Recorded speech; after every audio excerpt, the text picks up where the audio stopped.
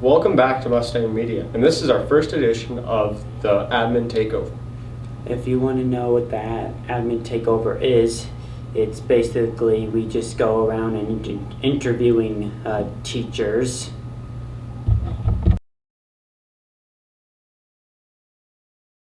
Yeah, good afternoon, ladies and gentlemen, NS stakeholders of the school district. My name is Klasna. I'm the superintendent here.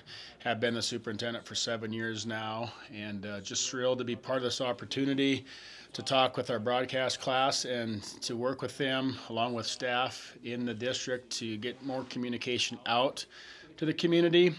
So be expecting that more and more throughout the school year. So we want to be transparent. We want to give you pertinent information about our school.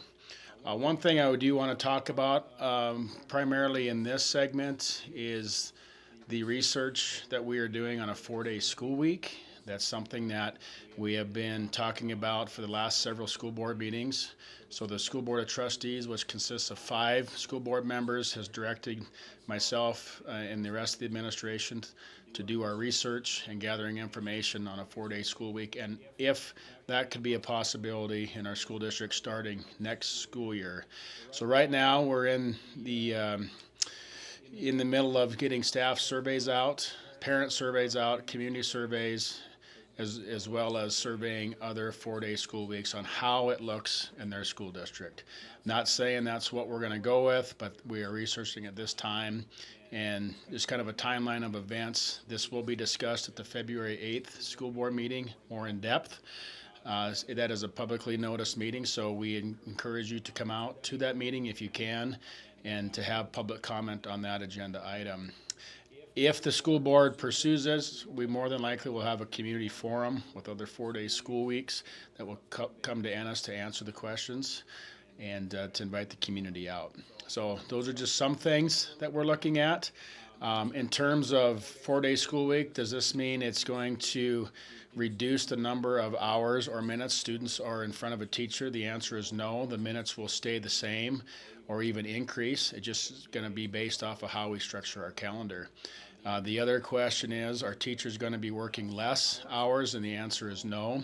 In the research we've done, the teachers still put in a full week just in 4 days versus 5. So that's the main topic that I want to bring to you today, and we hope that you can contact the school with any information that you know about a 4-day school week and pose those questions and concerns, and we take that to the school board for consideration. So that's all I have for now. I appreciate your time, and go Mustangs. Now we're here to interview Miss Newman. And how are you doing today? I'm good, Sal. How are you? Good. So when is the science fair?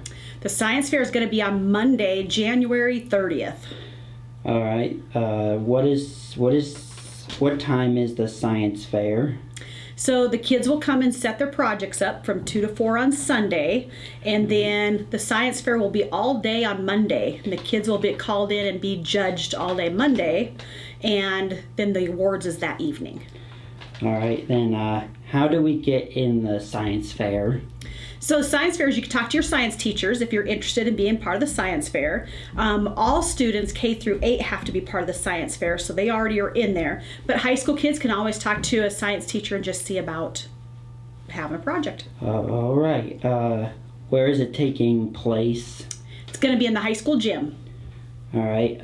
Can high schoolers do the science fair, or is it just elementary and middle schoolers, and why? Well, it's all the elementary and middle school are required to take it, so they have to do that for their classes. And with high school, it's voluntary. If they want to do a project, they can, and just come to the science fair and see if they can move on to the regional and the state fairs. All right, thank you. That's all the questions. All right. So, Mr. Hilton, what's been going on in the elementary?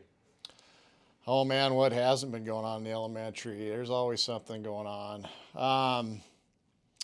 Well, we have starting today. I'll just kind of give you a layout of some things maybe that are going on here in the next month. But we have the school spelling bee going on today. That's a 4th through 8th grade spelling bee. That's this afternoon at 2:30, and The winner of that will get a trophy and will be our spelling bee champion for the year. And then we actually, it's kind of decided upon by numbers of schools, but with the size of our school, we get to take 9 kids to the county spelling bee. So those students that are the top 9 today will move on to that event, represent and schools at the spelling bee, and that is on February 15th at the Madison County Spelling Bee in Virginia City. So that's always exciting. It's a lot of fun to do that spelling bee. We have our award ceremony this Friday, and we always do awards for students, usually by quarter, but now that we're on a semester system, we have a semester awards that we do, and we give out awards for academic achievement, good attendance, behavior, reading awards, math awards, things like that. So it's just kind of a nice incentive and recognize kids that are doing things, and also give out awards for kids that are making some big improvements too. We want to continue to encourage those students to keep pressing hard too.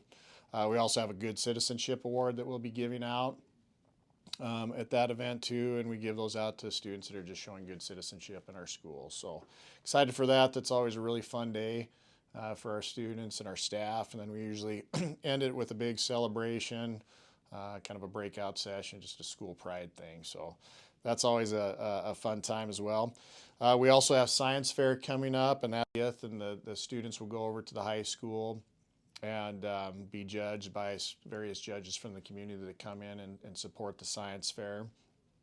And that's a great time too. I just enjoy seeing the projects that the students put together for that, and students can move on to, looks like it's going to be state this year. Usually they have a regional fair, but it's just state this year, so we'll have some students that qualify for that. But it's a lot of work that students put into it, but I think the reward is there just in terms of give students opportunity to talk to judges, and just that public speaking piece of it. I think it's really good to help them develop those skills, and just the research side of science and putting things together and doing a hypothesis and disproving it or proving it, I think is a good skill to have. And the projects are just a lot of fun to go check out, the ones that kids put together. So we're excited for that.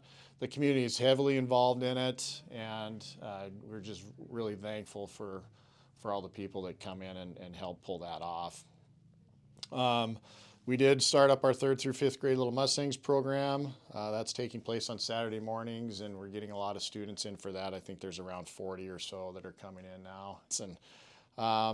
It's good to see that back up and going too. We're gradually kind of getting some of these things back in, these programs back in that we lost during COVID. So it's good to see that.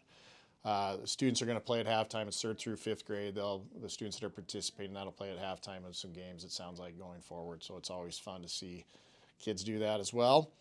And then finally, we do have our after-school program, Colt Club, back up and running. That was another kind of casualty of COVID, if you will.